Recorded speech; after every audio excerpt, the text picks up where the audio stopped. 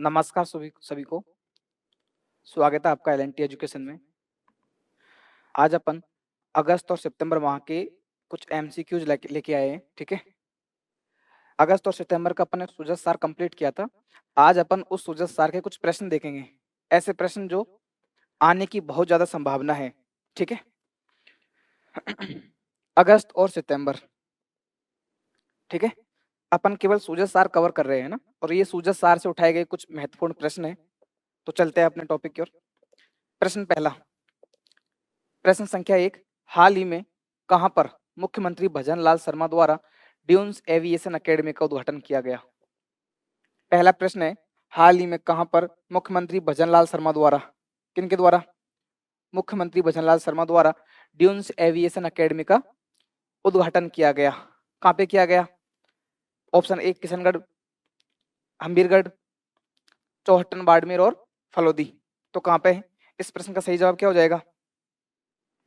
हमीरगढ़। ये कहां पे पड़ता है? भीलवाड़ा में। हमीरगढ़ कहाँ है? भीलवाड़ा में। ठीक है, क्या है? Dunes aviation academy. ड्यून्स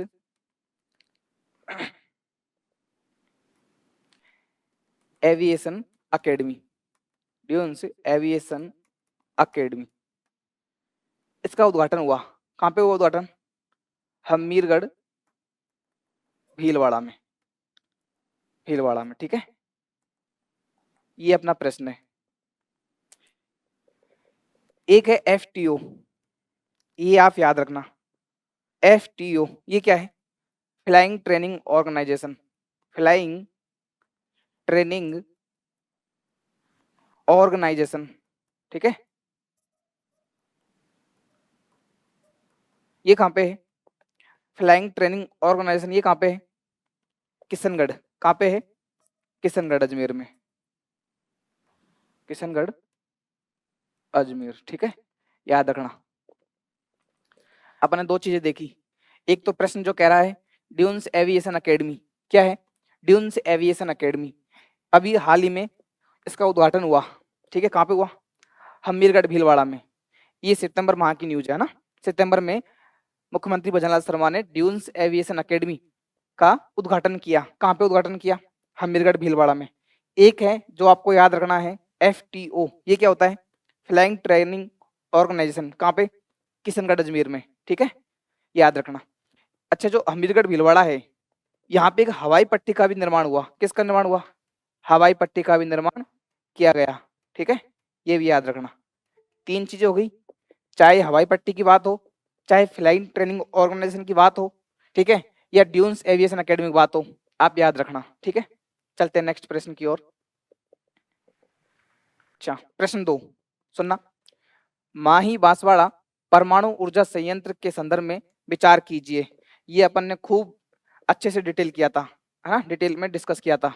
वापस देखिए, माही बांसवाड़ा परमाणु ऊर्जा संयंत्र। ठीक है, पहला कथन है, इस परियोजना का शिलान्यास राष्ट्रपति द्रौपदी मुर्मू द्वारा किया गया। तो ये बात सही है क्या?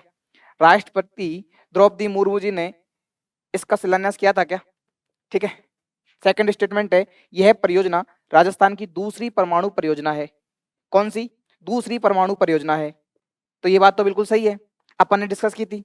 यह राजस्थान की दूसरी परमाणु परियोजना है। कौन सी? माही बांसवाड़ा परमाणु ऊर्जा संयंत्र। ठीक है, इस परियोजना में प्रेशराइज्ड हैवी वाटर रिएक्टर का प्रयोग किया जाएगा। प्रेशराइज्ड हैवी वाटर रिएक्टर का उपयोग किया जाएगा। तो ये बात भी बिल्कुल सही है। ठीक है, चौथा कथन है, इसकी क्षमता 2800 मेगावाट होगी। ये बात सही है क्या? ये बात भी बिल्कुल सही है। ठीक है, क्षमता कितनी होगी इसकी? 2800 मेगावाट होगी। ठीक है, ध्यान से सुनना। माही बांसवाड़ा परमाणु ऊर्जा संयंत्र, परमाणु ऊर्जा संयंत्र। ठीक है, ध्यान से सुनना।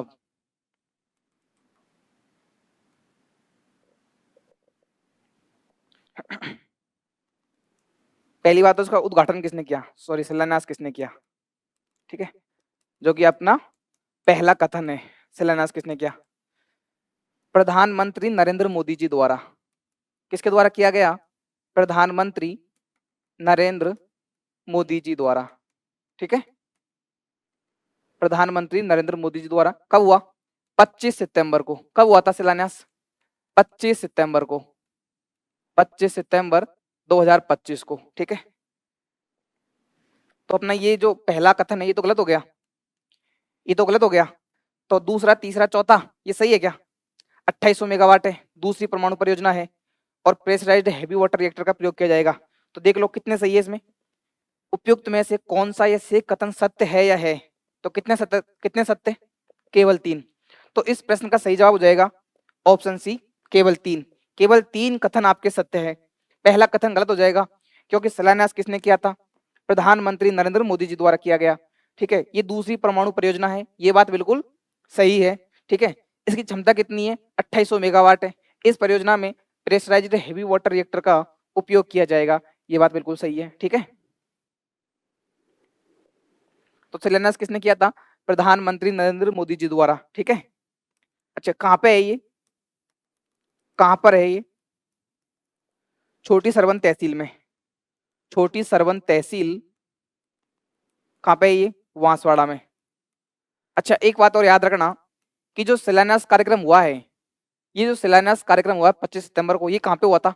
नापला बांसवाड़ा में। कहाँ पे हुआ था? नापला बांसवाड़ा में। यहाँ पे क्या हुआ था? शिलान्यास हुआ था। ठीक है, याद रखना।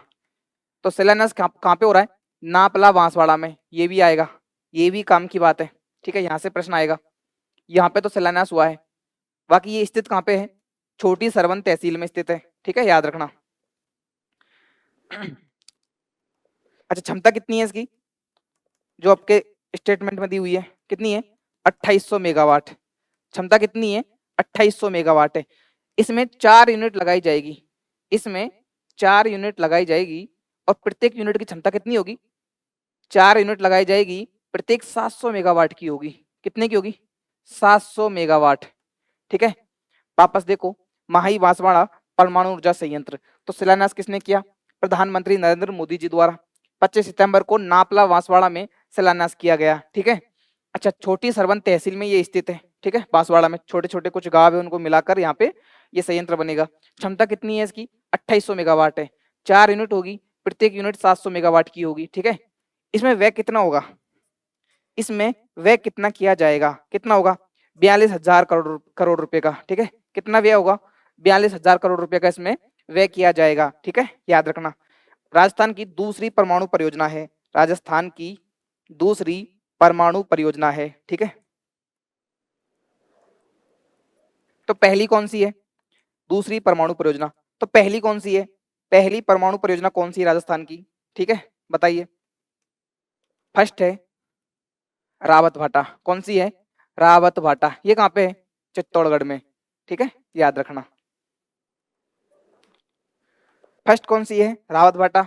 दूसरी कौन सी है? माही बांसवाड़ा परमाणु ऊर्जा संयंत्र। ठीक है, याद रखना। चलते हैं नेक्स्ट प्रश्न की ओर। निम्नलिखित कथनों पर विचार कीजिए। निम्नलिखित कथनों पर विचार कीजिए। पहला कथन है अटल प्रगति पथ। ठीक है, कौन सा है? अटल प्रगति पथ। अटल प्रगति पथ के माध्यम से गांवों में 5 किलोमीटर लंबी सड़क का निर्माण किया जाएगा, जो कि सांसद और विधायक कोष से किया जाएगा। जब अपन करंट अफेयर पढ़ रहे थे तो मैंने बताया था कि यहाँ से प्रश्न आ सकता है, अटल प्रगति पथ। ठीक है, सेकंड कथन है अटल प्रगति पथ प्रत्येक ग्रामीण विधानसभा क्षेत्र के, तो प्रत्येक ग्रामीण विधानसभा क्षेत्र की बात तो कही कही थी उसमें। ठीक है, लेकिन सभी ग्राम पंचायतों में निर्मित किया जाएगा। ये बात सही है क्या? अटल प्रगति पथ प्रत्येक ग्रामीण विधानसभा के सभी ग्राम पंचायतों में बनाया जाएगा क्या? ठीक है, तो ये बात बिल्कुल गलत है। पहला स्टेटमेंट और दूसरा स्टेटमेंट दोनों ही गलत है। क्यों है गलत? अभी देखते हैं। देखो, दोनों ही गलत है। अब देखना, केवल कथन एक सही है, केवल कथन दो सही है, कथन एक व कथन दो दोनों सही है, कथन एक व कथन दो दोनों गलत है। तो इसमें क्या हो जाएगा उत्तर आपका? प्रश्न 3 का सही जवाब हो जाएगा ऑप्शन डी, कि कथन एक व कथन दो दोनों गलत है। कथन एक व कथन दो दोनों गलत है। ठीक है, अटल प्रगति पथ क्या है? अटल प्रगति पथ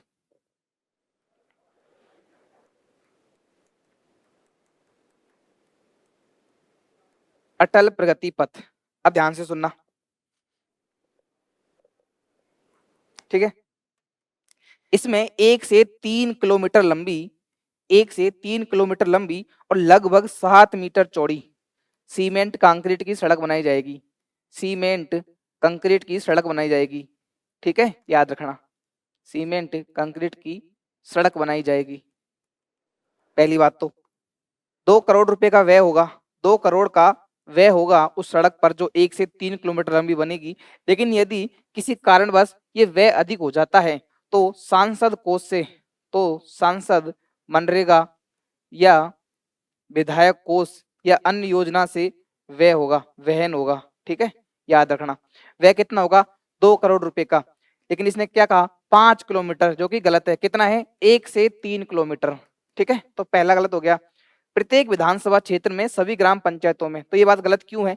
क्योंकि इसमें जो अटल प्रगति पथ है, इसमें जो प्रत्येक ग्रामीण विधानसभा क्षेत्र है, प्रत्येक ग्रामीण विधानसभा जो क्षेत्र है उसमें एक एक गांव का चयन किया जाएगा, एक एक गांव का चयन किया जाएगा। कौन सा गांव? कौन सा गांव जिसकी जनसंख्या, जिसकी जनसंख्या सर्वाधिक होगी, जिसकी जनसंख्या सर्वाधिक होगी, ठीक है, जिसकी जनसंख्या सर्वाधिक होगी, याद रखना, जिसकी जनसंख्या सर्वाधिक होगी। अपना प्रश्न था अटल प्रगति पथ के संदर्भ में, ठीक है। प्रश्न ने बोला 5 किलोमीटर लंबी सड़क का निर्माण होगा। हमने कहा जी ऐसी बात नहीं है, सड़क बनेगी मात्र 1 से 3 किलोमीटर लंबी सड़क बनेगी, 1 से 3 किलोमीटर लंबी सड़क बनेगी, लगभग 7 मीटर चौड़ी सीमेंट कंक्रीट की यह सड़क होगी, ठीक है। मैंने बताया कि इसमें 2 करोड़ रुपए का व्यय होगा, लेकिन किसी कारणवश यदि व्यय ज्यादा खर्च होता है, ठीक है, तो सांसद कोष, विधायक कोष या मनरेगा या फिर कोई ऐसी अन्य योजना जो उस क्षेत्र में चल रही है तो उसके माध्यम से व्यय किया जाएगा, ठीक है। अगली बात थी इसमें कि प्रत्येक ग्रामीण विधानसभा, जो गांवों में विधानसभा क्षेत्र है, ठीक है, उसमें आने वाला, प्रत्येक विधानसभा क्षेत्र में आने वाला एक ऐसा गांव जिसकी जनसंख्या उस विधानसभा क्षेत्र में सर्वाधिक है, एक गांव जिसकी जनसंख्या उस विधानसभा क्षेत्र में सर्वाधिक है, उस गांव का इसमें चयन किया जाएगा। तो 2 चरणों में ये चलेगी कि पहले चरण में उस गांव का चयन होगा जिसकी जनसंख्या 10,000 से अधिक है, दूसरे चरण में उस गांव का चयन होगा जिसकी जनसंख्या 5 से 10,000 के बीच में है, ठीक है, याद रखना। चलते नेक्स्ट प्रश्न 4। हाल ही में 8 सितंबर 2025 को राजस्थान मसाला कॉन्क्लेव 2025 का आयोजन किस स्थान पर किया गया? कौन सा? राजस्थान मसाला कॉन्क्लेव 2025। राजस्थान मसाला कॉन्क्लेव 2025 का आयोजन किस स्थान पर किया गया, ठीक है। तो किस स्थान पर किया गया? जवाहर कला केंद्र जयपुर, बिड़ला ऑडिटोरियम जयपुर, जेईसीसी सीतापुरा जयपुर या राजस्थान अंतर्राष्ट्रीय केंद्र जयपुर। कहाँ पे किया गया इसका? राजस्थान मसाला कॉन्क्लेव 2025 का आयोजन कहाँ पे किया गया? बिड़ला ऑडिटोरियम जयपुर। कहाँ पे किया गया? ऑप्शन बी आपका सही जवाब है। क्या है? बिड़ला ऑडिटोरियम जयपुर में किया गया, ठीक है। किसका? राजस्थान मसाला कॉन्क्लेव 2025 का। अच्छा, इसमें एक बात याद रखना, जो राजस्थान है, राजस्थान जीरा उत्पादन में, किसमें? जीरा उत्पादन में, राजस्थान जीरा उत्पादन में देश में पहले स्थान पर है, देश में पहले स्थान पर है, ठीक है, याद रखना, देश में पहले स्थान पर है। एक तो ये बात याद रखना कि राजस्थान जीरा उत्पादन में देश में पहले स्थान पर है। एक जो मसाला कॉन्क्लेव हुआ था 2025 का, इसमें यह घोषणा की गई, क्या घोषणा की गई? कि हर साल, हर वर्ष मसाला कॉन्क्लेव का आयोजन किया जाएगा, हर वर्ष राजस्थान मसाला कॉन्क्लेव का आयोजन किया जाएगा, मसाला कॉन्क्लेव का आयोजन होगा, ठीक है, याद रखना, का आयोजन होगा। इस साल के बाद हर साल राजस्थान मसाला कॉन्क्लेव का आयोजन किया जाएगा, इस बात को याद रखना, ठीक है। तो आपका प्रश्न क्या था कि 8 सितंबर 2025 को राजस्थान मसाला कॉन्क्लेव 2025 का आयोजन किस स्थान पर किया गया? जवाहर कला केंद्र, बिड़ला ऑडिटोरियम, जेई सीतापुरा या फिर राजस्थान अंतर्राष्ट्रीय केंद्र। तो कहाँ पे किया गया? बिड़ला ऑडिटोरियम। ये कहाँ पे है? जयपुर में है, ठीक है। इसमें एक तथ्य आपको पता चला कि जीरा उत्पादन में राजस्थान देश में पहले स्थान पर है। किसमें? जीरा उत्पादन में राजस्थान देश में पहले स्थान पर है। एक तो इस बात को याद रखना। दूसरी कि इसमें एक घोषणा की गई कि राजस्थान में अब हर वर्ष राजस्थान मसाला कॉन्क्लेव का आयोजन किया जाएगा। राजस्थान में हर वर्ष राजस्थान मसाला कॉन्क्लेव का आयोजन किया जाएगा। आप इस बात को याद रखना, ठीक है। चलते हैं नेक्स्ट प्रश्न की ओर। प्रश्न 5 क्या है? क्या हो गया? राजस्थान मत्स्य क्षेत्र संशोधन विधेयक 2025 में पहली बार अपराध करने पर जुर्माना राशि का प्रावधान क्या है? ठीक है, ध्यान से सुनना। क्या है? राजस्थान मत्स्य क्षेत्र संशोधन विधेयक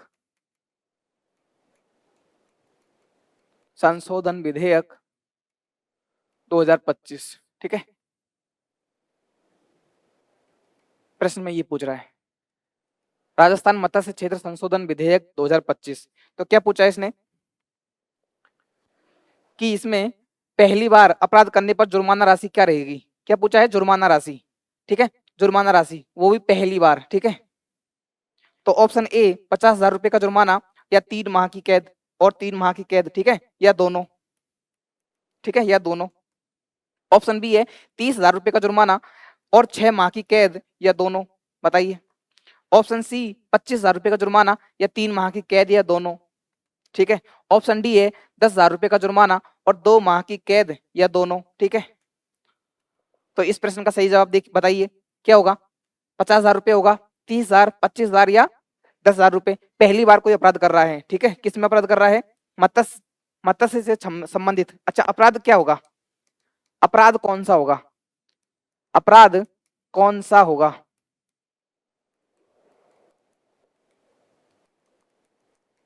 बिना अनुमति मछली पकड़ना, बिना अनुमति के, बिना अनुमति मछली पकड़ना, मछली पकड़ना, विष या किसी विस्फोटक से, विष या विस्फोटक पदार्थ से,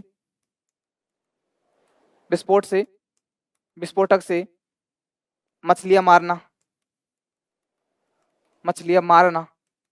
यदि आप ऐसा कोई अपराध करते हो कि बिना अनुमति के या तो मछली पकड़ते हो या विष या विस्फोटक पदार्थ से, या विष या विस्फोटक पदार्थ से आप मछलियों को मारते हो, तो वह इस एक्ट के तहत अपराध माना जाएगा। और इसने बोला कि ये क्या होगा? अपराध होगा, ठीक है।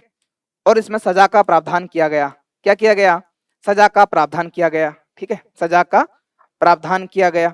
अभी जो सजा है, ठीक है, इसमें पहले क्या था? पहले और वर्तमान में, पहले क्या सजा थी और वर्तमान में क्या सजा है, ठीक है।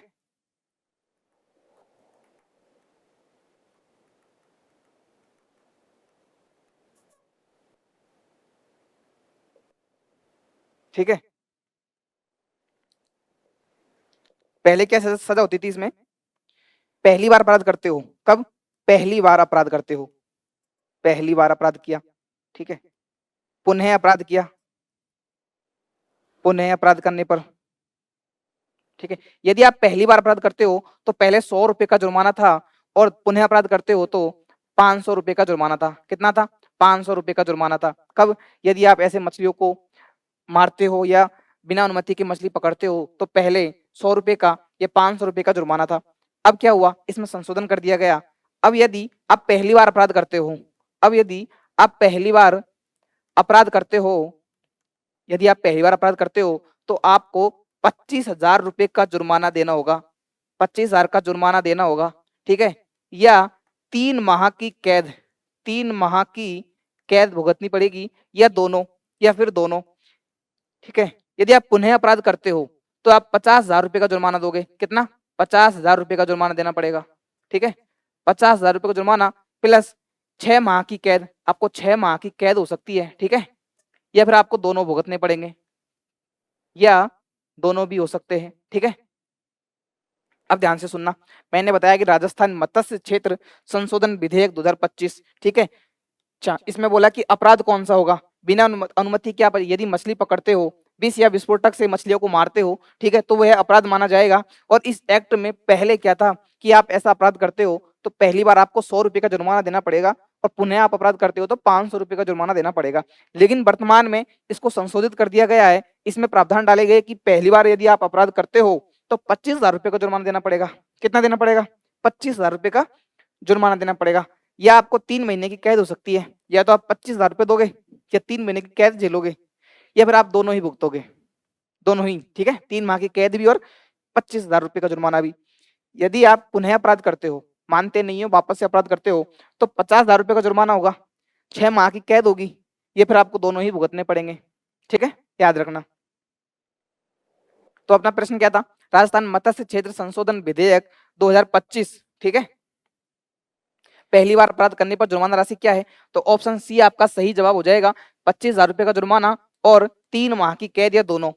25,000 रुपए का जुर्माना या 3 माह की कैद या दोनों। कब? जब आप पहली बार अपराध करते हो तो, ठीक है, याद रखना। और पुनः अपराध करते हो तो अपने अभी देखा था कि दूसरी बार अपराध करते हो, दूसरी बार अपराध करते हो, ठीक है, तो क्या हो जाएगा? 50,000 रुपए का जुर्माना, 50,000 का जुर्माना, और क्या हो जाएगा?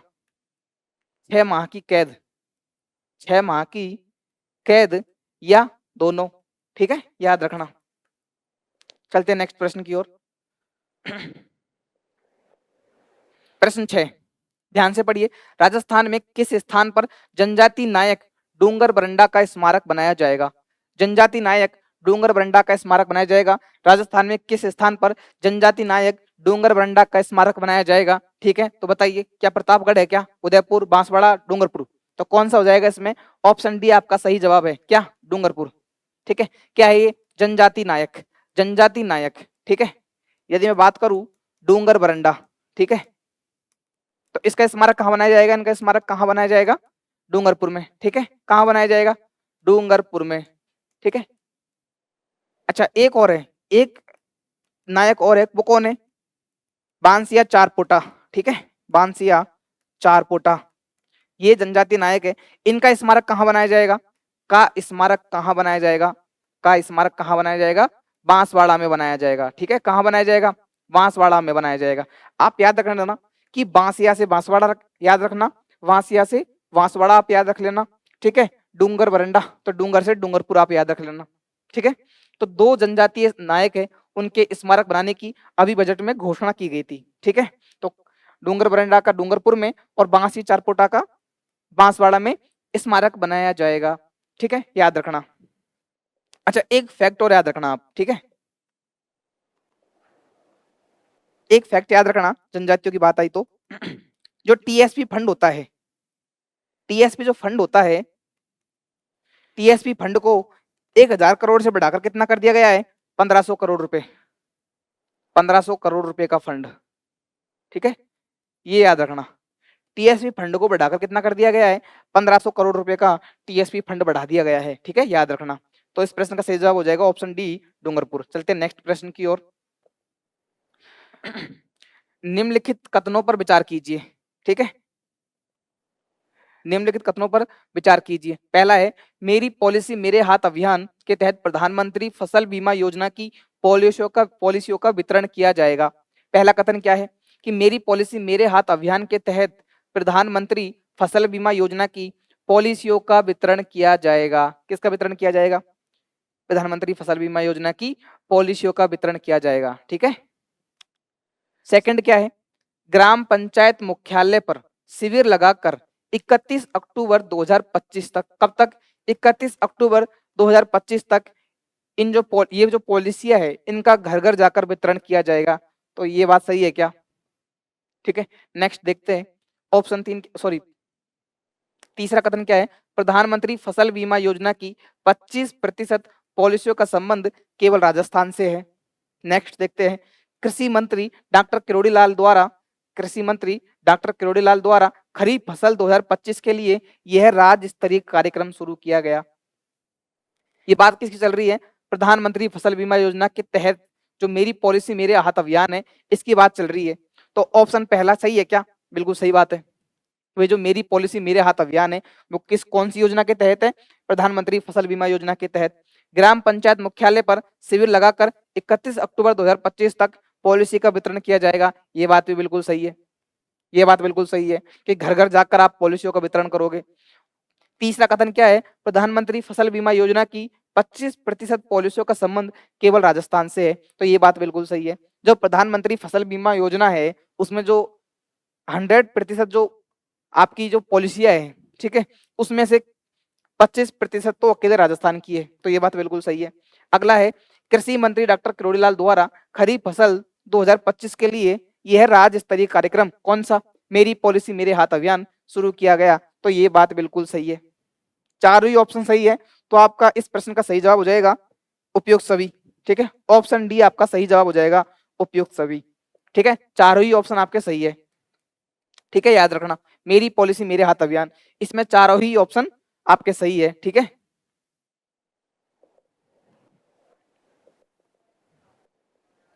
एक बार फिर से देख लेते हैं। मेरी पॉलिसी मेरे हाथ अभियान। ठीक है,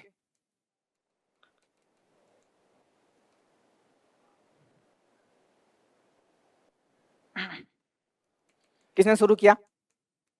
कृषि मंत्री डॉक्टर किरोड़ी लाल द्वारा, किरोड़ी लाल द्वारा यह राज्य स्तरीय, इस राज्य स्तरीय अभियान का शुभारंभ किया गया। राज्य स्तरीय अभियान, ठीक है, कृषि मंत्री डॉक्टर किरोड़ी लाल द्वारा एक राज्य स्तरीय अभियान शुरू किया गया। अच्छा, 31 अक्टूबर 2025 तक, 2025 तक घर घर जाकर, घर घर जाकर पॉलिसी वितरण किया जाएगा। क्या वितरण किया जाएगा? पॉलिसी वितरण किया जाएगा। ठीक है, याद रखना, पॉलिसी वितरण किया जाएगा घर घर जाकर। कब तक? 31 अक्टूबर 2025 तक। किसके लिए चलाया गया है ये? खरीफ फसल, खरीफ फसल 2025, खरीफ फसल 2025 के लिए अभियान चलाया गया। ठीक है, याद रखना, खरीफ फसल 2025 के लिए। एक तो ये बात याद रखना। प्रधानमंत्री फसल बीमा योजना के तहत, ठीक है, प्रधानमंत्री फसल बीमा योजना के तहत, योजना के तहत अकेला राजस्थान, अकेला राजस्थान आपके 25% ऐसी पॉलिसियों का, ऐसी पॉलिसियों में योगदान देता है। कितना? 25%। तो बहुत बड़ी बात है ये। ऐसी पॉलिसियों में अकेले राजस्थान का 25% पॉलिसियों में योगदान है। ठीक है, याद रखना। क्या कह देगा? कृषि मंत्री डॉक्टर किरोड़ी लाल द्वारा इस राज्य स्तरीय कार्यक्रम का शुभारंभ किया गया। ठीक है, घर घर जाकर 31 अक्टूबर 2025 तक घर घर जाकर इस कार्यक्रम के लिए जो पॉलिसियां है उनका वितरण किया जाएगा। खरीफ फसल 2025 के लिए यह कार्यक्रम चलाया गया। प्रधानमंत्री फसल बीमा योजना के तहत अकेला राजस्थान ऐसी 25% पॉलिसियों का अकेला उसमें योगदान देता है। ठीक है, याद रखना। अच्छा, इस जो प्रधानमंत्री फसल फसल बीमा योजना है, ठीक है, प्रधानमंत्री, जो प्रधानमंत्री फसल बीमा योजना है, ठीक है, प्रधानमंत्री फसल बीमा योजना, ठीक है, यदि इसके तहत क्या है, फसल का बीमा करवाया जाता है। किसका बीमा करवाया जाता है?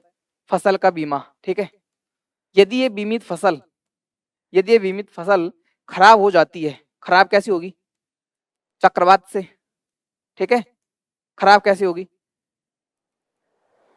ओलावृष्टि से, यदि ओले गिर गए हो खेत में, ठीक है, ओलावृष्टि हो, चक्रवात हो, चक्रवात हो, ठीक है, चक्रवात हो, या बेमौसम बारिश हो, बेमौसम बारिश हो जाए, ठीक है, तो आप 72 घंटे के अंदर, कितने?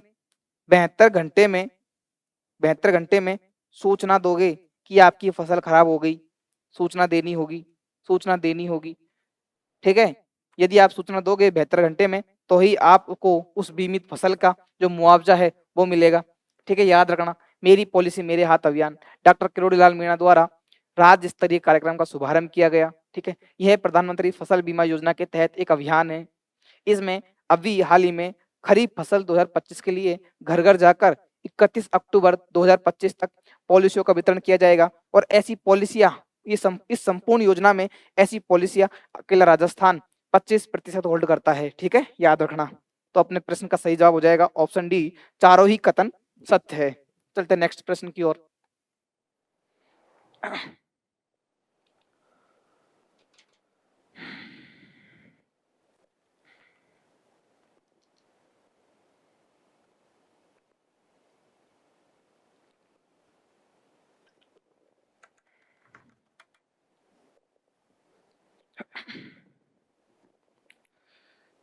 प्रश्न 8 क्या है? मोहाना मंडी जयपुर में कहां पे?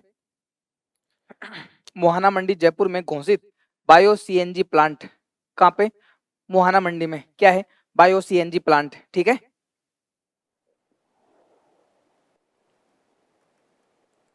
Bio CNG plant.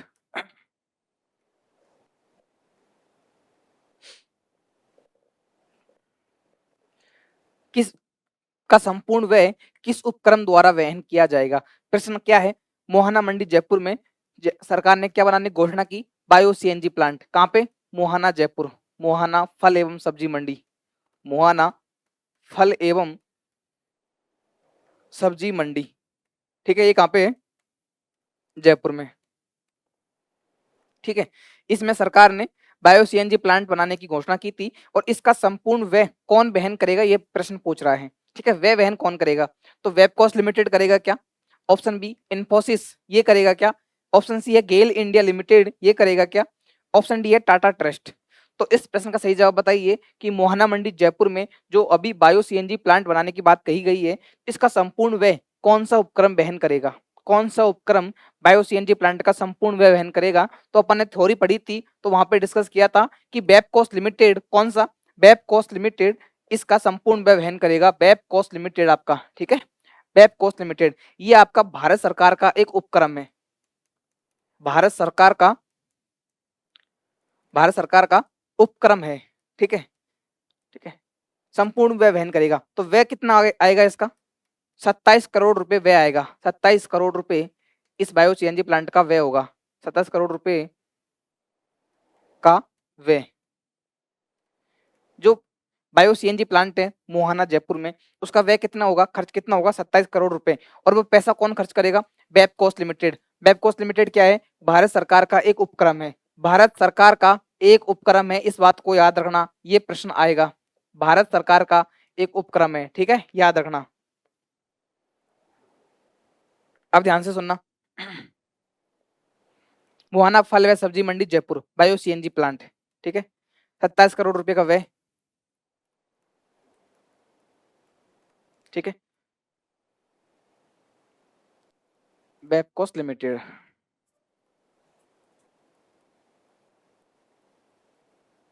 ठीक है, याद रखना। चलते नेक्स्ट प्रश्न की ओर। प्रश्न 9, हाल ही में अरुण चतुर्वेदी की अध्यक्षता में 7वें वित्त आयोग का गठन किया गया। राजस्थान में 7वें वित्त आयोग का गठन किया गया। ठीक है, इसका कार्यकाल होगा कौन सा? 7वें वित्त आयोग। 7वें वित्त आयोग। ठीक है, ये क्या हो गया? 7वें वित्त आयोग। ठीक है, ध्यान से सुनना। यह एक संवैधानिक निकाय है। ठीक है, 73वें और 74वें संविधान संशोधन द्वारा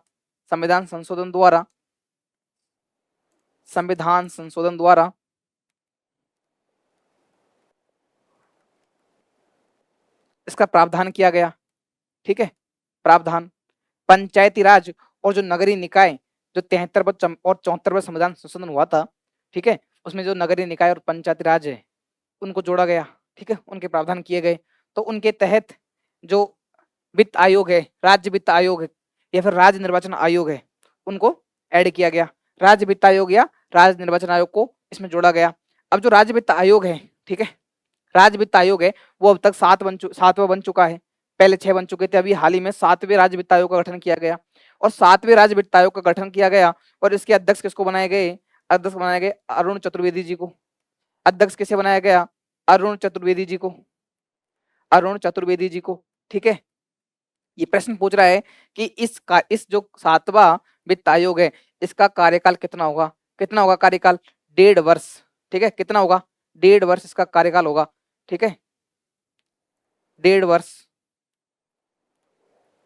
और बड़ी बात तो ये है कि कुछ दिन पहले अभी कुछ दिन पहले राजस्थान में IAN का एग्जाम हुआ था और उसमें इस प्रश्न को पूछ लिया कि जो अरुण चतुर्वेदी जी की अध्यक्षता में जो 7वां वित्त आयोग बना है उसका कार्यकाल कितना होगा? तो कार्यकाल कितना होगा? 1.5 वर्ष होगा। तो BDO या रीट ये जो आने वाली भर्ती परीक्षा है वहां उन परीक्षाओं में ये प्रश्न जरूर आएगा कि 1.5 वर्ष कार्यकाल होता है, या फिर अध्यक्ष पूछ लेंगे, ठीक है, या कार्यकाल पूछ लेंगे, या इससे रिलेटेड कोई और फैक्ट पूछ लेंगे। तो याद रखना कि 73वें 74वें संविधान संशोधन द्वारा इसका प्रावधान किया गया, इसका कार्यकाल 1.5 वर्ष होता है और अध्यक्ष कौन है? अरुण चतुर्वेदी जी है। ठीक है, कौन सा था? 7वां वित्त आयोग है। कौन सा है? 7वां वित्त आयोग है, याद रखना।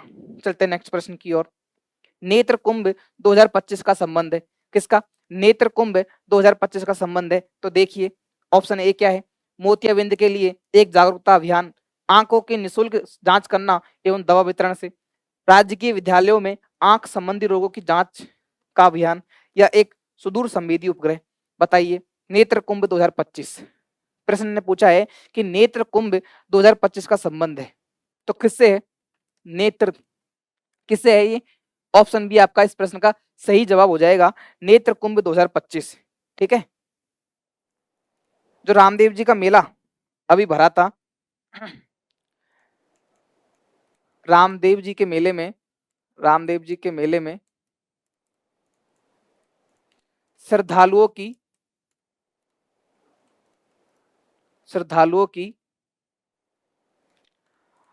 आंखों की निःशुल्क जांच हेतु आंखों की निःशुल्क जांच की व्यवस्था की गई, निःशुल्क जांच की व्यवस्था की गई। ठीक है, अच्छा, निःशुल्क जांच के साथ निःशुल्क दवा और चश्मे का वितरण भी किया गया, और चश्मे का वितरण भी किया गया। ठीक है, याद रखना, निःशुल्क जांच और चश्मे का वितरण भी किया गया, निःशुल्क दवा दी गई, जांच की गई। ठीक है, अच्छा, किसने चलाया था? मुख्यमंत्री भजनलाल शर्मा द्वारा। ठीक है, मुख्यमंत्री भजनलाल शर्मा द्वारा।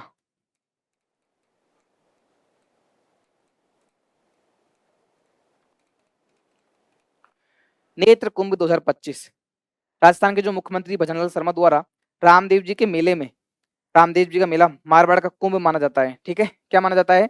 मारवाड़ का कुंभ। ठीक है, तो रामदेव जी के मेले में श्रद्धालुओं की आंखों की निःशुल्क जांच की व्यवस्था की गई, निःशुल्क जांच के साथ ही निःशुल्क दवा और निःशुल्क चश्मे का वितरण भी किया गया। तो ये कौन सा था? नेत्र कुंभ 2025। क्या किया गया इसमें? रामदेव जी के मेले में श्रद्धालु की निःशुल्क जांच की गई, उन्हें दवा वितरण किया गया, अगर किसी को चश्मे की जरूरत है तो चश्मे की व्यवस्था भी की गई। किसने चलाया था? मुख्यमंत्री भजनलाल शर्मा के नेतृत्व में यह अभियान चला। कौन सा? नेत्र कुंभ 2025। तो याद रखना, नेत्र कुंभ 2025 कोई एक सुदूर संवेदी उपग्रह नहीं है, क्या है? एक अभियान है जो राजस्थान सरकार ने चलाया है। रामदेव जी के मेले में जो श्रद्धालु है, जो व्यक्ति उस मेले को देखने गए थे, उनकी आंखों की जांच की व्यवस्था की गई। ठीक है, याद रखना। चलते हैं नेक्स्ट प्रश्न की ओर। प्रश्न 11, राइजिंग राजस्थान क्या है? राइजिंग राजस्थान पार्टनरशिप कॉन्क्लेव 2025 के तहत किस देश में एक अंतरराष्ट्रीय रोड शो का आयोजन किया जाएगा? राइजिंग राजस्थान, ठीक है, राइजिंग राजस्थान पार्टनरशिप कॉन्क्लेव के तहत किस देश में? पहले तो देखिए कि 10 दिसंबर को, पहला फैक्ट क्या है आपके लिए? 10 दिसंबर 10 दिसंबर को पहला प्रवासी राजस्थान दिवस मनाया जाएगा। पहला प्रवासी राजस्थान दिवस मनाया जाएगा। पहला प्रवासी राजस्थान दिवस 10 दिसंबर 2025 को। ठीक है, और हर वर्ष 10 दिसंबर को राजस्थान प्रवासी दिवस मनाया जाएगा, याद रखना। ठीक है, याद रखना। प्रश्न पूछा है कि राज्य राजस्थान पार्टनरशिप कॉन्क्लेव के तहत किस देश में एक अंतर्राष्ट्रीय रोड शो का आयोजन किया जाएगा? तो अंतर्राष्ट्रीय रोड शो कहाँ पे होगा? दक्षिण कोरिया में होगा क्या? जापान में होगा क्या? संयुक्त अरब अमीरात में होगा क्या? इंडोनेशिया में होगा क्या? तो इस प्रश्न का सही जवाब देखिए क्या है, ऑप्शन सी। इस प्रश्न का सही जवाब हो जाएगा ऑप्शन सी, संयुक्त अरब अमीरात यूएई में राइजिंग राजस्थान पार्टनरशिप कॉन्क्लेव के तहत एक अंतर्राष्ट्रीय रोड शो का आयोजन किया जाएगा और उसमें राइजिंग राजस्थान में के लिए इनवाइट किया जाएगा, निवेश के लिए, राजस्थान में निवेश के लिए, उसका प्रचार प्रसार करने के लिए अंतर्राष्ट्रीय रोड शो का आयोजन किया जाएगा। वो कहाँ पे किया जाएगा? यूएई में किया जाएगा, संयुक्त अरब अमीरात में किया जाएगा। ठीक है, याद रखना, संयुक्त अरब अमीरात में राइजिंग राजस्थान पार्टनरशिप कॉन्क्लेव 2025 के तहत अंतर्राष्ट्रीय रोड शो का आयोजन किया जाएगा। ठीक है, याद रखना। अच्छा, राइजिंग राजस्थान पार्टनरशिप कॉन्क्लेव 2025 इसका आयोजन कब होगा? कब होगा आयोजन? 9 से 10 दिसंबर को होगा क्या? 9 से 10 दिसंबर को। ठीक है, प्रश्न 12 ये क्या है? हरियालो राजस्थान अभियान के तहत कौन सा जिला वृक्षारोपण में प्रथम स्थान पर रहा? हरियालो राजस्थान अभियान कौन सा? हरियालो राजस्थान अभियान, हरियालो राजस्थान अभियान। ठीक है, इसका लक्ष्य क्या है? हरियालो राजस्थान अभियान का लक्ष्य क्या है? 5 साल में 50 करोड़ वृक्ष लगाए जाएंगे। कितने? 50 करोड़ वृक्ष लगाना। 5 साल में 50 करोड़ पौधों का पौधारोपण किया जाएगा, वृक्षारोपण किया जाएगा। 5 साल में 50 करोड़ वृक्ष लगाए जाएंगे। कौन सा मिशन है? मिशन हरियालो राजस्थान। कौन सा है? हरियालो राजस्थान अभियान। ठीक है, याद रखना, हरियालो राजस्थान अभियान। ये पूछ रहा है कि इसमें प्रथम स्थान किस जिले का रहा? तो जयपुर, जोधपुर, जैसलमेर, जालौर। कौन सा है इसमें? तो इसमें सही जवाब हो जाएगा आपका, सही जवाब क्या हो जाएगा? जयपुर। ठीक है, तो जिला प्रथम कौन सा रहा? प्रथम जिला कौन सा रहा? प्रथम जिला कौन सा रहा? जयपुर। ठीक है, दूसरे पे कौन रहा? दूसरे पे कौन रहा? जैसलमेर। कौन सा जिला था? जैसलमेर। ठीक है, पहला जयपुर है, दूसरा जैसलमेर है। याद रखना, पहले स्थान पर जयपुर है, दूसरे पर जैसलमेर है। याद रखना, जो हरियालो राजस्थान है, मिशन हरियालो राजस्थान है, उसमें पहला स्थान कौन सा जिले का आया? जयपुर का। वृक्षारोपण में पहले स्थान पर कौन सा जिला आया? जयपुर आया था। इसका लक्ष्य क्या है? 5 साल में लक्ष्य क्या है? 5 साल में 50 करोड़ पौधे लगाए जाएंगे। 5 साल में 50 करोड़ पौधे लगाए जाएंगे। ठीक है, याद रखना। जिला कौन सा? पहला जयपुर, दूसरा कौन सा है?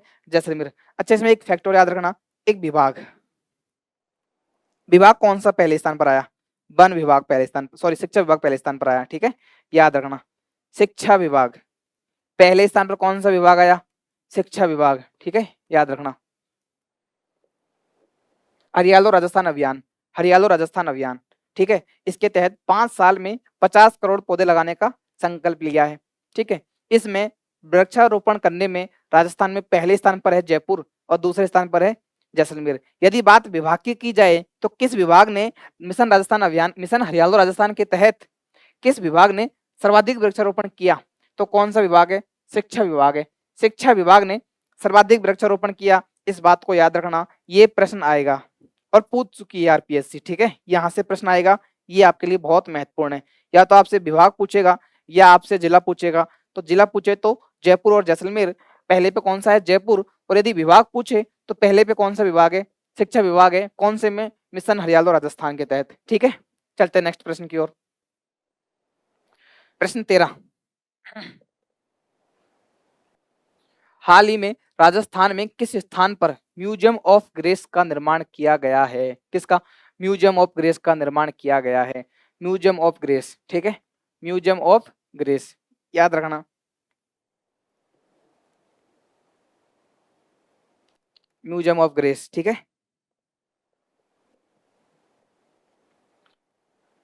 Rajsamand, option B Jaipur, option C Kota, option D Ajmer. तो बताइए कहाँ पे किया गया म्यूजियम ऑफ ग्रेस?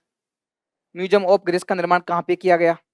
ठीक है, याद रखना, जयसमंद, राजसमंद में। ठीक है, याद रखना, राजसमंद में। राजसमंद में, राजसमंद में म्यूजियम ऑफ ग्रेस का निर्माण किया गया। कहाँ पे किया गया? राजसमंद में किया गया। याद रखना, राजसमंद में किया गया, म्यूजियम ऑफ ग्रेस का, ठीक है, राजसमंद में किया गया, याद रखना। जो बल्लभ संप्रदाय है, कौन सा? बल्लभ संप्रदाय, बल्लभ संप्रदाय, जो बल्लभ संप्रदाय है, ठीक है, इसकी पीठ कहाँ पे है?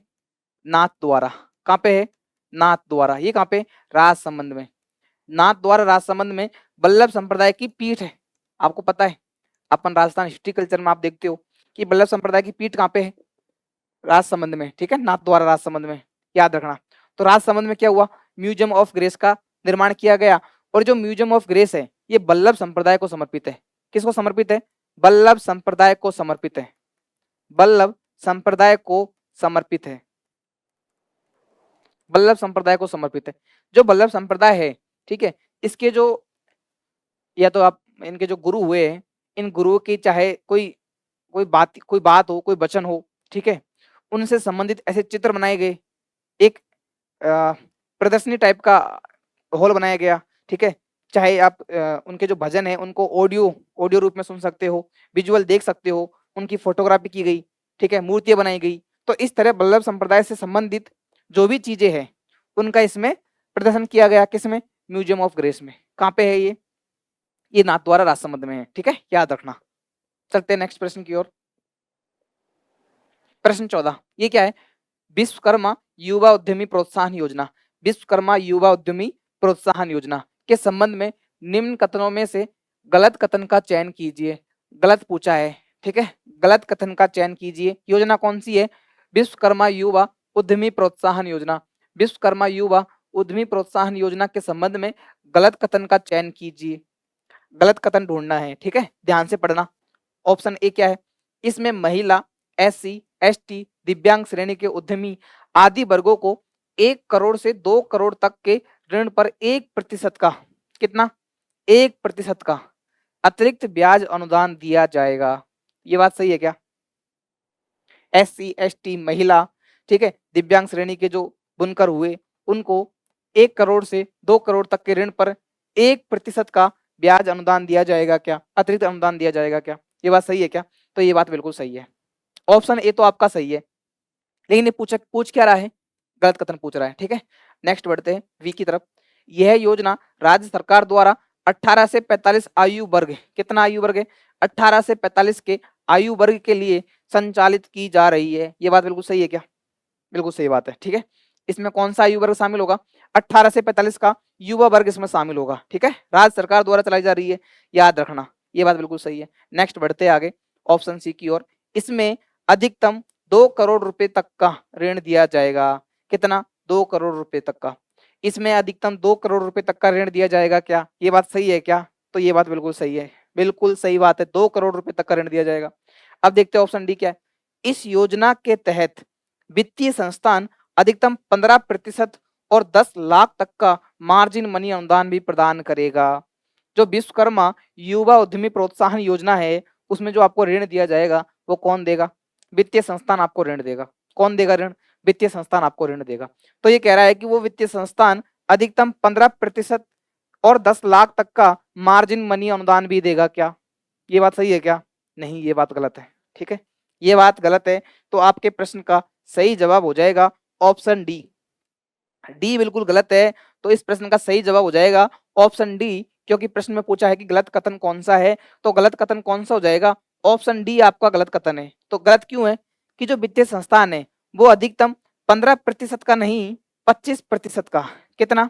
25% का, और 10 लाख का नहीं, अधिकतम 5 लाख, कितना? अधिकतम 5 लाख तक का, अधिकतम 5 लाख, ठीक है, अधिकतम 5 लाख रुपए का मार्जिन मनी अनुदान प्रदान करेगा। कितना मार्जिन मनी अनुदान प्रदान करेगा? 5 लाख तक का मार्जिन मनी अनुदान प्रदान करेगा, ठीक है, याद रखना।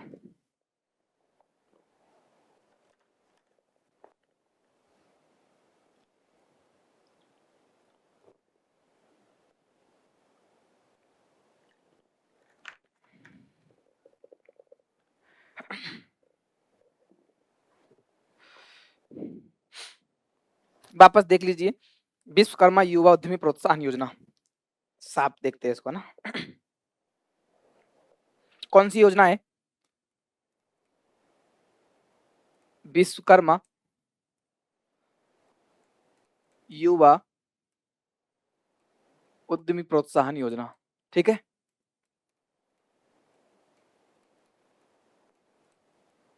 विश्वकर्मा युवा उद्यमी प्रोत्साहन योजना।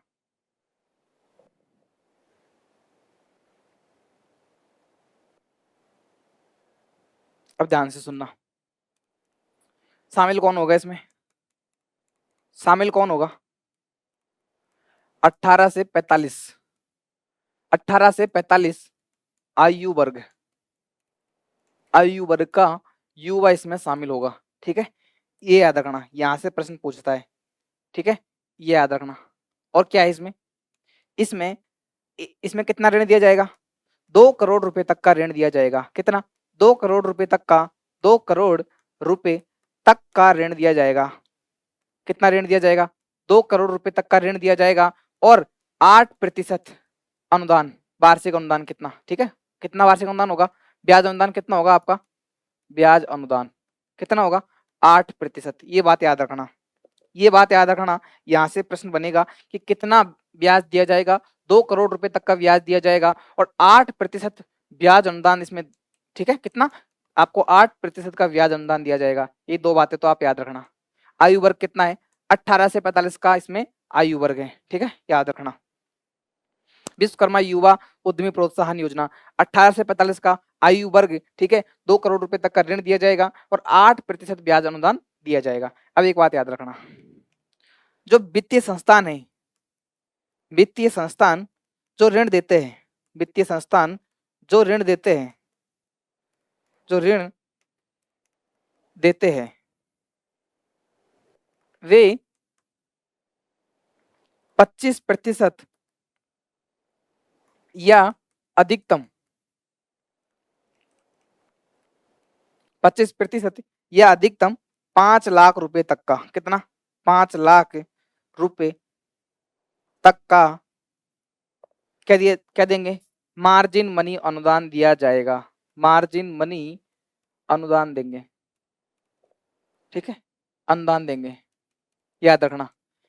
एक और याद रखना कि यदि कोई महिला है, यदि कोई महिला है, कोई एससी अनुसूचित जाति का सदस्य है, कोई एसटी अनुसूचित जनजाति का सदस्य है, या कोई बुनकर है, कोई शिल्पकार है, कोई कार्ड धारक बुनकर है, बुनकर जो कार्ड धारक हो, ठीक है, कोई ग्रामीण ग्रामीण उद्यमी हो, ग्रामीण शिल्पकार हो, ठीक है, यदि ये लोग 1 करोड़ से 1 करोड़ से 2 करोड़ रुपए तक का, 1 करोड़ से 2 करोड़ रुपए तक का, 1 करोड़ से 2 करोड़ तक का, ये क्या आ गया?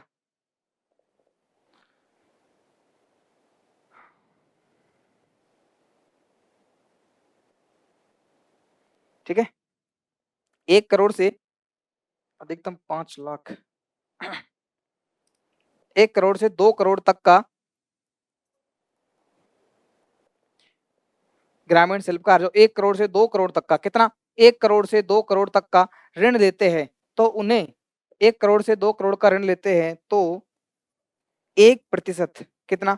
1% अतिरिक्त ब्याज अनुदान दे होगा। कितना? 1% अधिक अतिरिक्त ब्याज अनुदान दिया जाएगा, ठीक है, ब्याज अनुदान दिया जाएगा, ठीक है। ये किसके लिए है?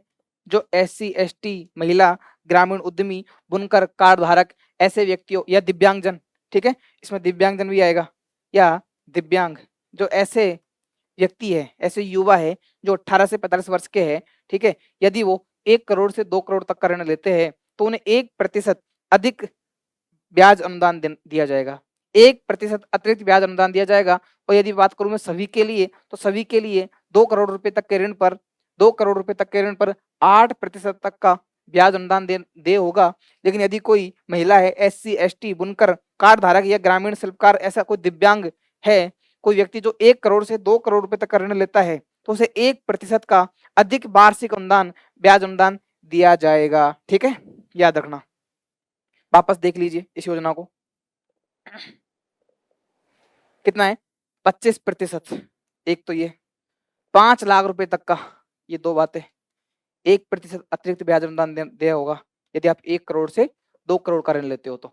अब वापस ध्यान से सुनना, विश्वकर्मा युवा उद्यमी प्रोत्साहन योजना, 18 से 45 वर्ष के युवा शामिल होंगे, 2 करोड़ रुपए तक का ऋण दिया जाएगा, 8% ब्याज अनुदान होगा। वित्तीय संस्थान जो ऋण देते हैं 25% या अधिकतम 5 लाख रुपए का, अधिकतम 5 लाख रुपए का मार्जिन मनी अनुदान देंगे। ठीक है, महिला, SC ST, दिव्यांग या ऐसा कोई बुनकर, कार्ड धारक बुनकर आदि व्यक्ति यदि 1 करोड़ से 2 करोड़ रुपए तक का ऋण लेते हैं, कितना, 1 करोड़ से 2 करोड़ रुपए तक का ऋण लेते हैं, तो उन्हें 1% अतिरिक्त ब्याज अनुदान दिया जाएगा। 1% अतिरिक्त ब्याज अनुदान दिया जाएगा। विश्वकर्मा युवा उद्यमी प्रोत्साहन योजना बहुत इंपॉर्टेंट है, बहुत ज्यादा आपके लिए, है ना, यहाँ से प्रश्न आएगा ही आएगा, ध्यान रखना। वापस चलते हैं अपने प्रश्न की ओर। विश्वकर्मा युवा उद्यमी प्रोत्साहन योजना के संबंध में निम्न में से कौन सा कथन गलत है? आपको गलत कथन का चयन करना है। तो अपन ने देखा था ऑप्शन डी गलत है, तो आपका उत्तर हो जाएगा ऑप्शन डी। तो अपन चलते हैं नेक्स्ट प्रश्न की ओर। ठीक है, प्रश्न 15, ये क्या है? Rajasthan institute of medical sciences, Rajasthan institute of medical sciences RIMS के संबंध में सत्य कथन छांटना है। कौन सा कथन छांटना है? सत्य कथन छांटना है, याद रखना। सही बताना है कि इनमें से ये जो 4 कथन आपको दिए गए हैं, इनमें से कौन सा कथन सत्य है, इस बात को आप ध्यान रखना। पहला ऑप्शन देखो कि रिम्स की स्थापना बजट 2024-25 में की गई, कि स्थापना की घोषणा कब की गई? बजट 2024-25 में की गई। तो ये बात सही है क्या? ठीक है, नेक्स्ट देखते हैं, रिम्स एक स्वायत्त संस्थान है जो एम्स दिल्ली के द्वारा वित्त पोषित होगा। ये बात सही है क्या? एम्स दिल्ली इसको वित्त देगा क्या? वित्त की व्यवस्था करेगा क्या? रिम्स के अध्यक्ष कौन होंगे? मुख्यमंत्री। ये बात सही है क्या? रिम्स का अध्यक्ष मुख्यमंत्री होगा क्या? ठीक है, नेक्स्ट है, यह Rajasthan university of health sciences के अधीन कार्य करेगा। यह Rajasthan university of health sciences जो क्या होता है? Rajasthan university of health sciences RUHS के अधीन कार्य करेगा। तो ये बात सही है क्या? वापस देखिए, Rajasthan institute of medical sciences RIMS, ठीक है, रिम्स के संबंध में सत्य कथन छांटना है। आपको बताना है कि कौन सा कथन सही है इनमें से। तो इनमें से ऑप्शन ए आपका सही जवाब हो जाएगा कि रिम्स की घोषणा बजट 2024-25 में की गई। रिम्स की स्थापना की घोषणा बजट 2024-25 में की गई, तो ये बात बिल्कुल सही है। बाकी के B, C, D ये तीनों कथन गलत है। अब क्यों गलत है, ध्यान से सुनना। रिम्स एक स्वायत्त संस्थान है जो एम्स दिल्ली के द्वारा वित्त पोषित होगा, ये बात गलत है। रिम्स की स्वयं की समर्पित निधि होगी। ठीक है, स्वयं की समर्पित निधि होगी, तो ये बात तो बिल्कुल गलत हो गई। ठीक है, स्वयं की समर्पित निधि होगी और सरकार हर साल, राजस्थान सरकार हर साल 5 करोड़ रुपए का बजट देगी। 5 करोड़ का बजट होगा, बजट अलग से होगा। हर साल 5 करोड़ रुपए का अलग से बजट आएगा। कौन निकालेगी? राजस्थान सरकार। तो ये बात तो गलत हो गई। ऑप्शन सी क्या है? रिम्स के अध्यक्ष मुख्यमंत्री होंगे, तो ये बात गलत है। कौन होता है रिम्स का अध्यक्ष? मुख्य सचिव होगा। कौन होगा? मुख्य सचिव होगा। ठीक है, याद रखना। नेक्स्ट है, यह Rajasthan university of health sciences के अधीन कार्य करेगा, ये बात गलत है। जबकि रिम्स के अधीन कार्य करेगा, रिम्स के अधीन Rajasthan university of health sciences, Rajasthan university of health sciences और स्टेट कैंसर सेंटर जो कहाँ पे है? जयपुर में। ये दोनों रिम्स के अधीन होंगे, ये दोनों रिम्स के अधीन होंगे। तो ऑप्शन सही क्या हो जाएगा? एकमात्र ऑप्शन ए आपका सही हो जाएगा कि इसकी घोषणा कब हुई थी? बजट 2024-25 में इसकी स्थापना की घोषणा हुई थी। वापस देखिए, रिम्स, ठीक है, याद रखना, रिम्स के बारे में याद रखना कि घोषणा कब हुई थी? घोषणा हुई थी बजट 2024-25 में। रिम्स की स्थापना की घोषणा हुई थी बजट 2024-25 में। ठीक है, इसके अध्यक्ष कौन होंगे? इसके अध्यक्ष कौन होंगे? मुख्य सचिव इसके अध्यक्ष होंगे। कौन? मुख्य सचिव इसके अध्यक्ष होंगे। ठीक है, याद रखना, बहुत जरूरी है ये, है ना। यहाँ से प्रश्न आएगा, ये पूछेगा प्रश्न एग्जामिनर। ठीक है, अध्यक्ष कौन होंगे? मुख्य सचिव होंगे। यह एक स्वायत्त संस्थान है, यह एक स्वायत्त संस्थान है, यह एक स्वायत्त संस्थान है। ठीक है, याद रखना, यह विश्वविद्यालय के रूप में कार्य करेगा, यह विश्वविद्यालय के रूप में भी कार्य करेगा, विश्वविद्यालय के रूप में भी कार्य करेगा। ठीक है, के रूप में भी कार्य करेगा, इस बात को याद रखना। यह विश्वविद्यालय के रूप में भी कार्य करेगा, याद रखना। स्वयं की समर्पित निधि होगी, इसकी स्वयं की समर्पित निधि होगी, ठीक है, स्वयं की समर्पित निधि होगी। राज्य सरकार, राजस्थान सरकार, राजस्थान सरकार हर साल इसके लिए अलग से बजट लाएगी। हर साल राजस्थान सरकार हर साल 5 करोड़ रुपए का अलग से बजट लाएगी। 5 करोड़ का अलग से बजट होगा, इसका अलग से बजट लाएगी, ठीक है, याद रखना। राजस्थान सरकार हर साल इसके लिए अलग से बजट लेके आएगी। रिम्स, ठीक है, याद रखना। और इसमें जो RUHS है, Rajasthan university of health sciences, Rajasthan university, Rajasthan university of health sciences, ठीक है। और जो स्टेट कैंसर सेंटर है, स्टेट कैंसर सेंटर, ये कहां पे आपका, जयपुर में। ये दोनों रिम्स के अधीन होंगे, ये दोनों रिम्स के अधीन होंगे, ठीक है। इसका गठन क्यों किया जा रहा है, इसकी स्थापना का उद्देश्य क्या है, स्थापना का उद्देश्य क्या है, राजस्थान को, राजस्थान को मेडिकल, राजस्थान को मेडिकल टूरिज्म हब बनाना, हब बनाना, राजस्थान को मेडिकल टूरिज्म हब बनाना, ठीक है, याद रखना। राजस्थान को मेडिकल टूरिज्म हब बनाना। रिम्स, वापस ध्यान से सुनना, बजट 2024-25 में इसकी स्थापना की बात कही गई, बजट 2024-25 में इसकी स्थापना की बात कही गई, ठीक है, याद रखना ये, ठीक है, बजट 2024-25 में, ठीक है। इसके अध्यक्ष कौन होंगे, मुख्य सचिव इसके अध्यक्ष होंगे, ठीक है, याद रखना, मुख्य सचिव इसके अध्यक्ष होंगे। यह एक स्वायत्त संस्थान है, यह एक स्वायत्त संस्थान है, विश्वविद्यालय के रूप में भी कार्य करेगा। रिम्स विश्वविद्यालय के रूप में भी कार्य करेगा। रिम्स की स्वयं की समर्पित निधि होगी और इसके लिए राज्य सरकार अलग से हर साल बजट लेके आएगी, ठीक है, याद रखना। इसकी स्थापना का उद्देश्य क्या है कि राजस्थान को मेडिकल टूरिज्म हब बनाना, मेडिकल टूरिज्म का सेंटर बनाना, किसको, राजस्थान को। अच्छा, जो RUHS है, ठीक है, Rajasthan university of health sciences और स्टेट कैंसर सेंटर जयपुर है, ये रिम्स के अधीन कार्य करेंगे। ये किसके अधीन कार्य करेंगे, रिम्स के अधीन कार्य करेंगे, ठीक है, याद रखना। वापस आते हैं अपने प्रश्न की ओर कि Rajasthan institute of medical sciences RIMS, ठीक है, के संबंध में सत्य कथन छांटिए कि रिम्स की घोषणा बजट 2024-25 में की गई, ये बात सही है, बाकी तीनों ऑप्शन गलत है, तो आपका सही जवाब हो जाएगा ऑप्शन ए, ठीक है। उम्मीद है ये सब आप समझ गए होंगे। चलते नेक्स्ट प्रश्न की ओर। प्रश्न 16, हाल ही में विश्व कुश्ती चैंपियनशिप, कौन सी, विश्व कुश्ती चैंपियनशिप में स्वर्ण पदक, कौन सा पदक, स्वर्ण पदक विजेता कौन, अश्विनी बिश्नोई। अश्विनी बिश्नोई का संबंध किस जिले से है, तो किस जिले से है, चूरू, बीकानेर, भीलवाड़ा, जोधपुर, किससे है बताइए, भीलवाड़ा से, किसका, अश्विनी बिश्नोई का, ठीक है। कौन है आपके, अश्विनी बिश्नोई, अश्विनी बिश्नोई जी, ठीक है, अश्विनी बिश्नोई जी, ठीक है। संबंध कहां से है, भीलवाड़ा से। अच्छा, चर्चा में क्यों है कि जो विश्व कुश्ती चैंपियनशिप है, विश्व कुश्ती चैंपियनशिप जो है,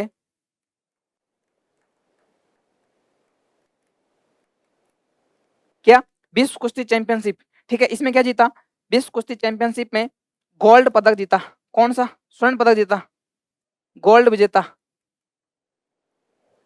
विश्व कुश्ती चैंपियनशिप में गोल्ड विजेता, ठीक है, गोल्ड विजेता, इन्होंने स्वर्ण पदक जीता, अश्विनी बिश्नोई जी ने स्वर्ण पदक जीता।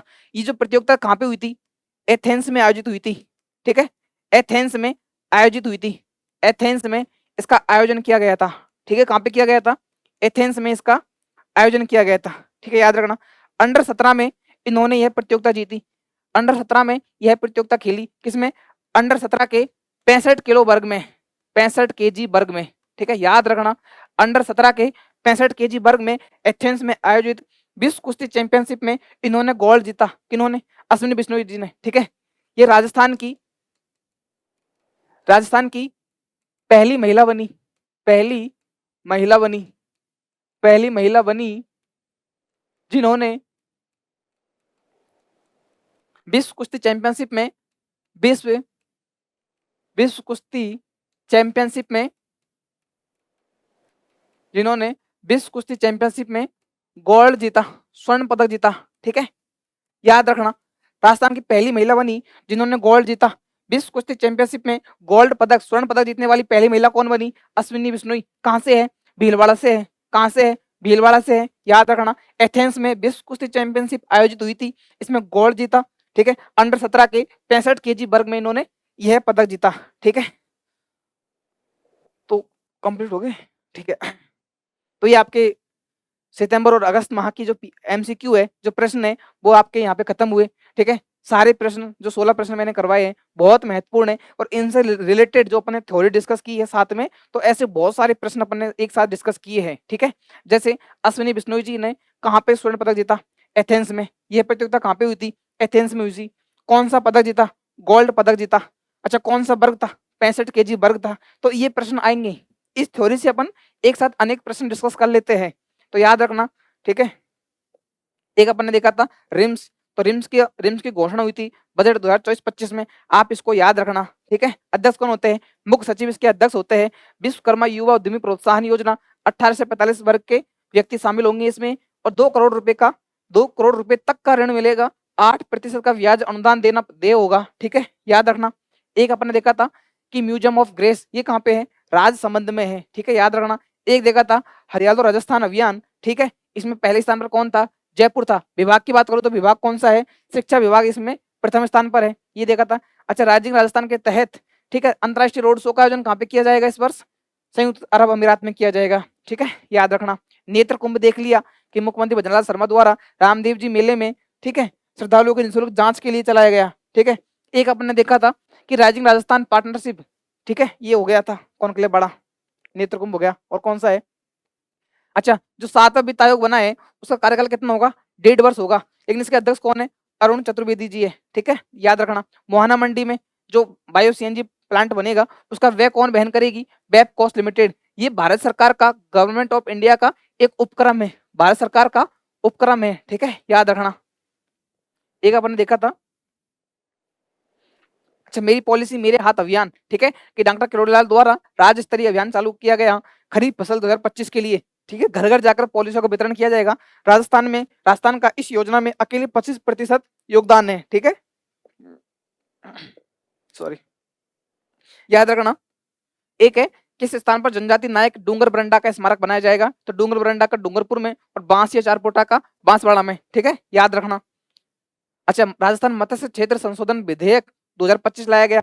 इसमें अपराध क्या है? यदि आप मछलियों को विष या विस्फोटक से मारते हो, बिना अनुमति की मछली पकड़ते हो, तो आपको जुर्माना भुगतना पड़ेगा। पहली बार ऐसा अपराध करते हो तो आपको 25,000 रुपए का जुर्माना है। पुनः अपराध करते हो तो 50,000 रुपए का जुर्माना। ठीक है, पहली बार अपराध करने पर 3 माह की कैद होगी, पुनः अपराध करने पर 6 माह की कैद, या फिर दोनों ही अपराध, जुर्माना और कारावास आपको एक साथ मिल सकता है। ठीक है, याद रखना। एक देखा था कि राजस्थान मसाला कॉन्क्लेव का आयोजन कहाँ पे हुआ? बिड़ला ऑडिटोरियम जयपुर में हुआ था, और घोषणा की गई कि हर साल ऐसे कॉन्क्लेव का आयोजन किया जाएगा। एक देखा था अपन ने अटल प्रगति पथ, क्या देखा था? अटल प्रगति पथ देखा था कि गाँव में 1 से 3 किलोमीटर की सड़क बनाई जाएगी जो लगभग 7 मीटर चौड़ी होगी। ठीक है, इसमें 2 करोड़ रुपए का व्यय वहन किया जाएगा, और व्यय कौन करेगा?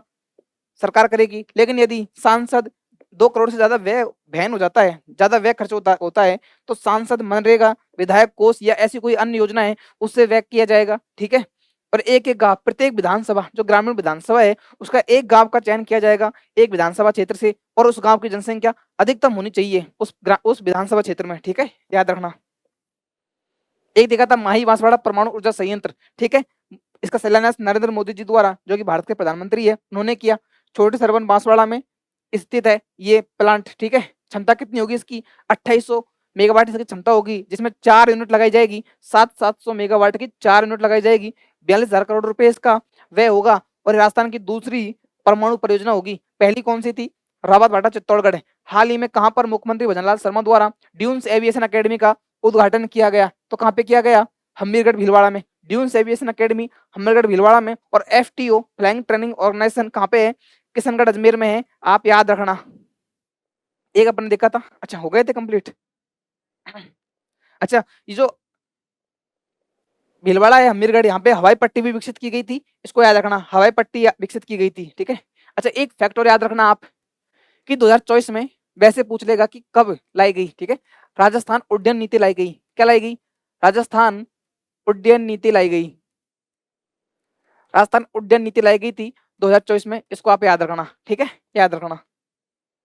तो आप आज की अपनी क्लास यहीं कंप्लीट होती है, ठीक है। आज अपन ने सितंबर और जो अगस्त है उस माह के जो सूचक सार से जो प्रश्न बन सकते हैं वो अपन ने यहाँ पे डिस्कस किए, ठीक है। तो मिलते हैं नेक्स्ट क्लास में। आप सभी का धन्यवाद, और चैनल को अधिक से अधिक लोगों तक शेयर कीजिए, चैनल को सब्सक्राइब कीजिए। कोई प्रॉब्लम है इन प्रश्नों से संबंधित, कोई भी आपकी क्वेरी आती है तो आप कमेंट कीजिए, ठीक है। तो धन्यवाद आप सभी का। और इस चैनल की जो आपको पढ़ाते हैं यहाँ पे, चाहे राजस्थान पॉलिटी की मैं बात करूँ या करंट अफेयर्स हो, तो आप इसकी पीपीटी या पीडीएफ एल&टी एजुकेशन के जो टेलीग्राम चैनल है, ठीक है, टेलीग्राम चैनल से आप डाउनलोड कर लीजिए, ठीक है। धन्यवाद।